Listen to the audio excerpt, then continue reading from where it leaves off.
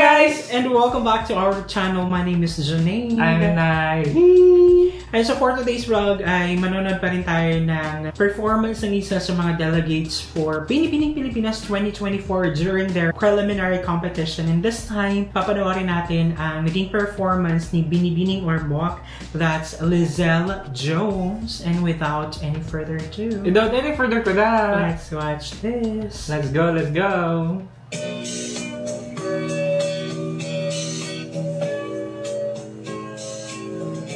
Oh, ganda. mukha siyang Greek goddess. Dahil siguro dun sa cut na kanyang dress or gown.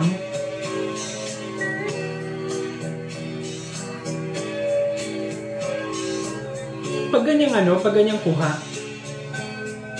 parang ang kapal ng makeup. Yung lighting kasi nila. I think kasi si Lizelle is ang ganda ng kutis niya, di ba? Ang ganda niya yung babae. Tapos siguro manipis na makeup na elegant design. You'll shine brighter than the sun itself. She's always ready to light up the room. Because who needs a spotlight when you're already glowing? Correct naman.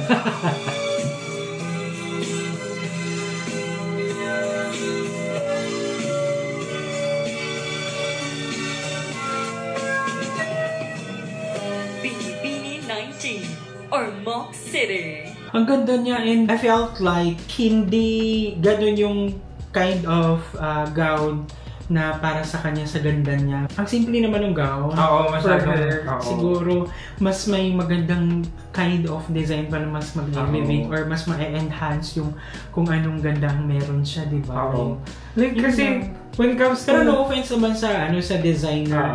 Maganda siya, pero hindi siya pang preliminary ng isang pageant na national pageant. National pageant, oo. Kasi nga, syempre, ang dami ng pageants ngayon eh. Ngayon, paganda na talaga dapat sakto yung timpla, maraming details, pero dapat balance pa rin, parang gano'n. So, parang nakukulangan lang tayo ng level up ng konti, gano'n. Wow, sparkling. Hindi ganyan yung nasa draws its inspiration from the Calatricci flower, the official flower of Ormoc City, which symbolizes wealth, grace, and perfection. Designed by Dr. Jerome Navarro, the exquisite red and gold Filipiniana example is a masterpiece that transcends traditional boundaries, combining cultural heritage with contemporary opulence. Hindi naman siya reveal, be. Additional lang. Iba yung reveal, diba? Diba mag-iiba yung Calatricci petals. To complement the gown, Manny Hallison has crafted a beautiful headdress and neckpiece. It is a crown-like structure encrusted with crystals. Ko yung headpiece. One of the most striking features. The it reminds me of yung nasa Singapore, yung sa Marina Garden. Designed to resemble a blooming Calatricci. This backdrop effect positions the wearer as the heart of the flower, with symbolism of the living embodiment of Ormoc's beauty and heritage.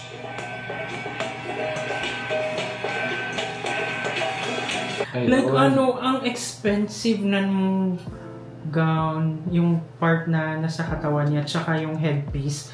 Pero nung ni-reveal yung parang yung material is hindi nagmamatch yung dating niya, di ba? Parang ganun. Kasi madetali yung nasa gawa niya eh. Tapos biglang may part na hindi ganun ka. Na parang isa, dalawang detalye lang or kulay lang yung andoon. So, hindi siya ganun nakatulong.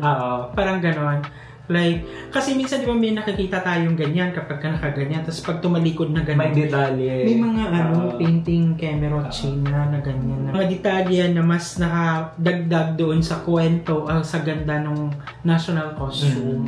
Siguro tawag dito, continuous kasi yung pag-revise nila eh. Di ba nung nakita natin nung una, wala pa yung mga dagdag-dagdag. Ngayon may corona na siya, may dun sa likod, ganyan. Pero anyhow, maganda yung yung headpiece talaga. Sobrang yun yung pinaka nagustuhan ko. Sinasama pa rin natin to si Lizal kasi ang ganda niya and it's her first time. Ang cute niya lang panoorin.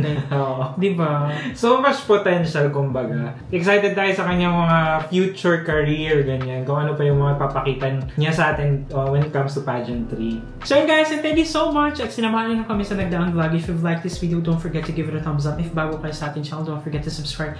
Hit that notification bell para updated kayo sa ating mga next uploads. And guys, thank you so much for watching our videos. We have a lot of videos done and we have a lot of videos coming. So keep watching us. See you on the next video. Bye!